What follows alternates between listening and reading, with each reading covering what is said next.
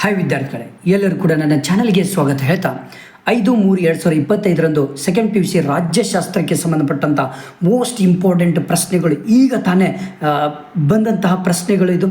ಇವಾಗ ಗ್ಯಾರಂಟಿ ಈ ಪ್ರಶ್ನೆಗಳೇ ನಿಮ್ಮ ಬೋರ್ಡ್ ಪರೀಕ್ಷೆಗೆ ಬರುವಂಥದ್ದು.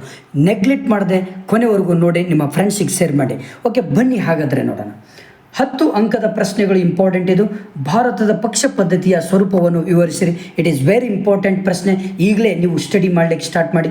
ಭಾರತದ ರಾಜಕೀಯ ಪಕ್ಷಗಳ ಕಾರ್ಯಗಳನ್ನು ವಿವರಿಸಿರಿ. ಇದು ಕೂಡ ತುಂಬ ಇಂಪಾರ್ಟೆಂಟ್ ಪ್ರಶ್ನೆ. ಖಾಸಗೀಕರಣ, ಉದಾರೀಕರಣ, ಜಾಗತೀಕರಣಗಳ ಪ್ರಾಮುಖ್ಯತೆ ಹಾಗೂ ರಾಜಕೀಯ ಪರಿಣಾಮಗಳನ್ನು ವಿವರಿಸಿರಿ. ಇದು ಕೂಡ ತುಂಬ ಇಂಪಾರ್ಟೆಂಟ್. ರಾಷ್ಟ್ರ ನಿರ್ಮಾಣದ ವಿವಿಧ ಅಗತ್ಯಾಂಶಗಳನ್ನು ವಿವರಿಸಿರಿ. ಈ 4 ಅಂಕದ ಪ್ರಶ್ನೆಗಳು ತುಂಬ ಇಂಪಾರ್ಟೆಂಟ್. ಇದು 10 ಅಂಕದ ಪ್ರಶ್ನೆಗಳಿಗೆ. ನೆಕ್ಸ್ಟ್ ಇಂಪಾರ್ಟೆಂಟ್ 5 ಮಾರ್ಕ್ಸಿಗೆ ಇಂಪಾರ್ಟೆಂಟ್ ಇರುವಂಥ ಪ್ರಶ್ನೆಗಳು. ಮೊದಲನೆಯ ಪ್ರಶ್ನೆ, 1947 ಭಾರತ ಸ್ವತಂತ್ರ ಕಾಯ್ದೆಯ ಮುಖ್ಯಾಂಶಗಳನ್ನು ಬರೆಯಿರಿ. ಮಧ್ಯಂತರ ಸರ್ಕಾರದ ಬಗ್ಗೆ ಟಿಪ್ಪಣಿ ಬರೆಯಿರಿ. ಪ್ರತ್ಯಕ್ಷ ಚುನಾವಣೆಯ ಲಕ್ಷಣಗಳನ್ನು ತಿಳಿಸಿ. ಪರೋಕ್ಷ ಚುನಾವಣೆಯ ಲಕ್ಷಣಗಳನ್ನು ತಿಳಿಸಿ.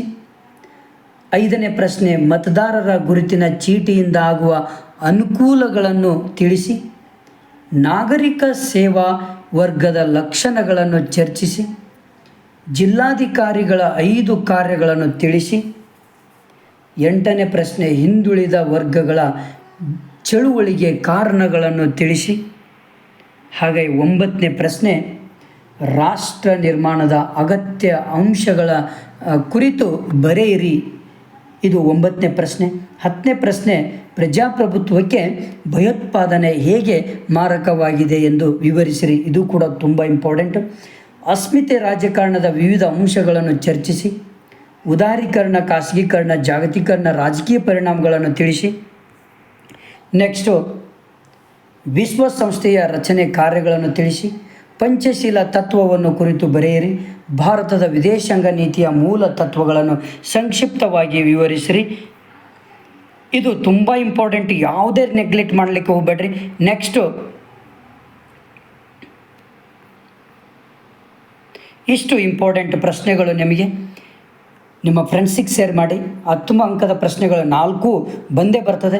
ನೆಕ್ಸ್ಟು 5 ಮಾರ್ಕ್ಸ್ ಕ್ವಶನ್ಸ್, ಟೋಟಲ್ 15 ಕ್ವಶನ್ಸ್ಗಳು ಇದ್ದಾವೆ.